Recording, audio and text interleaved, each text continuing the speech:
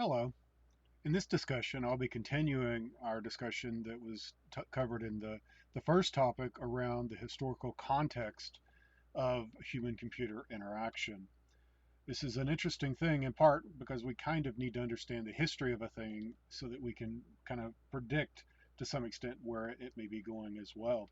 Again, these resources are taken from the slides that go with Scott McKenzie's human computer interaction.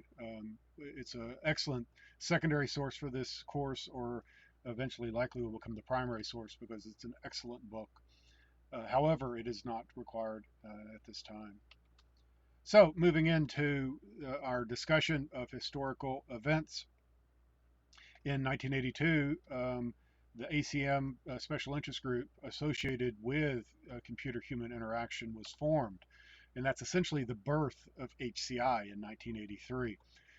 And they held the first conference in that year as well, and then created the publication of the Psychology of Human Computer Interaction as well. The Apple Macintosh was announced in December of 1983 as well. So a lot of things happening in 83. The mission of the ACM SIG Chi, I guess is how you'd probably say it, is around the study of computer-human interaction.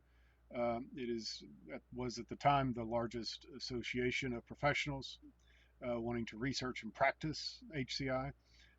It's interdisciplinary, so it's similar to the things we've talked about in the course as well, made up of computer scientists, software engineers, psychologists, interaction designers, graphic designers, sociologists, anthropologists, just some of those, and it goes on and on.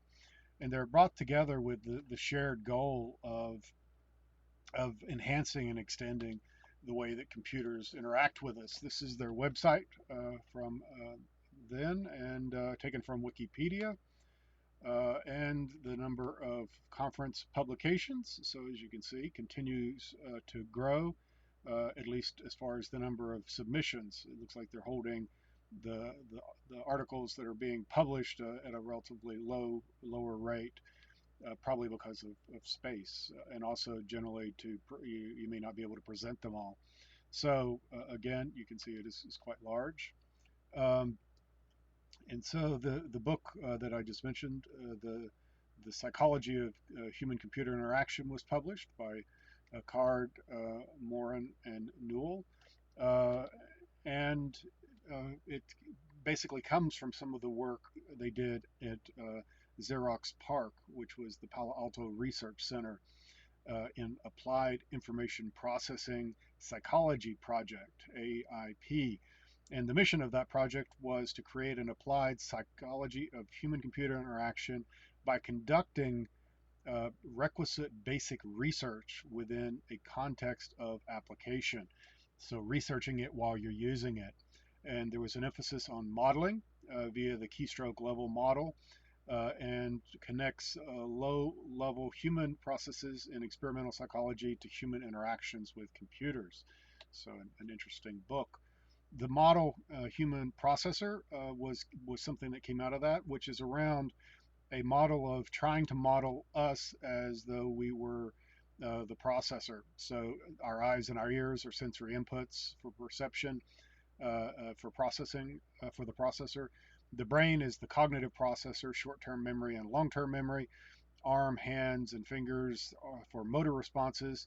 So essentially your activation or ways of interacting with your environment, which makes sense because that's how it works. And here's a visual of some of the things that might be stored. Of long-term memory is very long, close to infinity as far as the study is concerned. Visual image storage of how much we can store and for how long, and so on. So basically, the intent of this sort of thing, these sort of models, was to bring some of the rigor of science into a study of how we interact with computers beyond just this isn't very easy to use, that sort of concept. And so it allowed for being able to come up with a numeric representation of a problem structured by a formula And then that allows us to be able to compare things. So it essentially gives us a means of doing experimentation to determine outcomes based upon uh, things that are being changed, the variables of the experiment. So an interesting example of you're basically shown a symbol after one after another. You're to push yes if it's the same image repeated, otherwise no. And then there's a measure between the time that the image is displayed and the time that you hit the key. And I would assume also there's some sort of error calculation as well. Similar thing in a modern context, and also very relevant for what we do with AI HCI, is this using a predictive keyboard for auto completion turned on. And almost all smartphones have these, and applications that you can download and so on. And it's based upon basically a predictive model in a fairly fast one, granted, based upon now what you particularly type. They keep track of your vocabulary, predict the most likely word that you're trying to type based upon the letters that you pushed so far. 1984 was an important thing, primarily because of the launch of the Apple Macintosh, and the Macintosh was a game changer. Not so much in the technology it brought, but the degree of adoption that occurred. And they kicked it off in style with a pretty long commercial showing a breaking of a big sort of, I think it was a glass cage or something with a sledgehammer. But it's the part that was critical was that it was the first successful computer with a graphical user interface, meaning that it was able to be a viable product, it could sell, make a profit, and so on. It was greatly inspired by and influenced by the Xerox Star, but the challenge with the Star was the price and the closed proprietary system. And the first Macintosh, which we saw before, not all that riveting to look at. Taking a look at the timeline, though, and it's kind of important to break some of these things down. In 1976, Apple was created and was funded and so on by, or founded by the Bill Gates and Steve Jobs. In 77, they launched the Apple II, which was basically kind of a little bit of a kit at the time, but it grew into one that would be pre-assembled for you and various other things. They started Lisa in 1978 with the goal of producing a very powerful and also expensive personal computer. 79, they started the Macintosh project with the goal of producing a low cost, easy to use computer for the average user. So they were targeting the demographic of people that couldn't necessarily afford something like the Lisa, but it was more accessible. In December, Apple and Xerox signed an agreement that allowed Xerox to invest in Apple. In return, Apple's engineers visit the Xerox Park, see Xerox Alto, and the GUI ideas in the Alto influenced Lisa and Macintosh both. So there was a combination of intellectual property.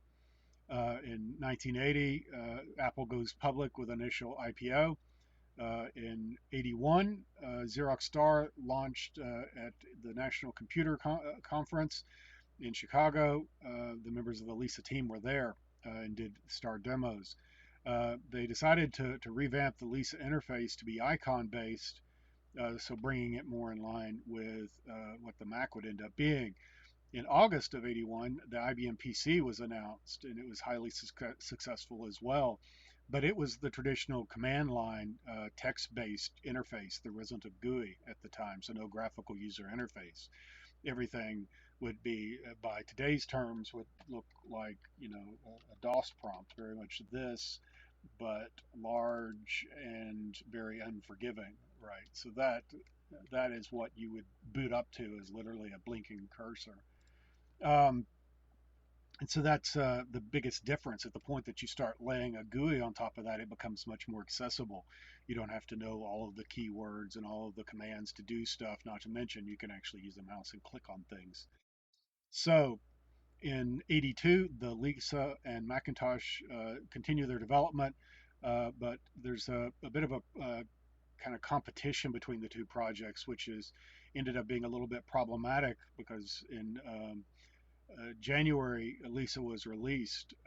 It did have a nice GUI and a mouse, but it sold for $10,000.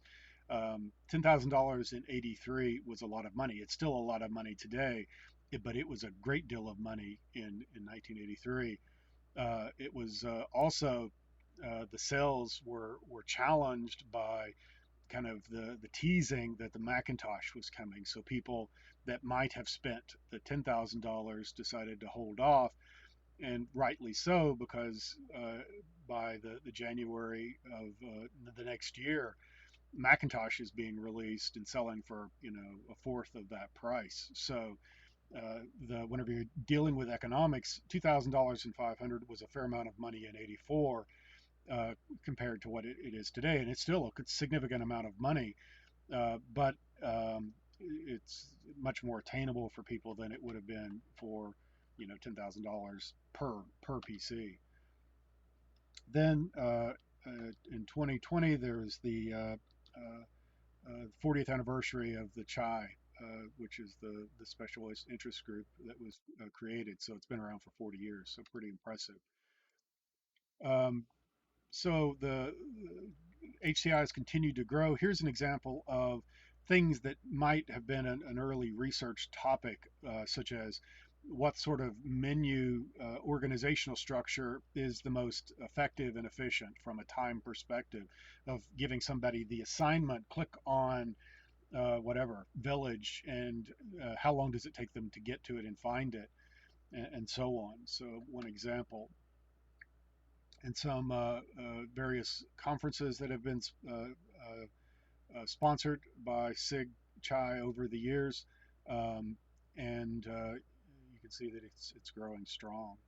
And down, interestingly, if you take a look at the most recent ones down here, the you're looking at in 2022 conversational user interfaces. So text conversations versus going with a traditional UI.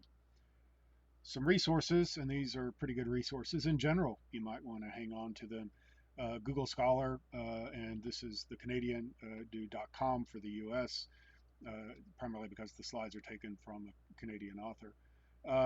Then HCM or ACM Digital Library, the HCI bibliography, Wikipedia, obviously, and the book that we pulled these from, uh, which again, it's an excellent book. Thank you for listening to this. As always, if you have questions, do let me know. That's what I'm here for. Stay safe, and we'll talk again soon.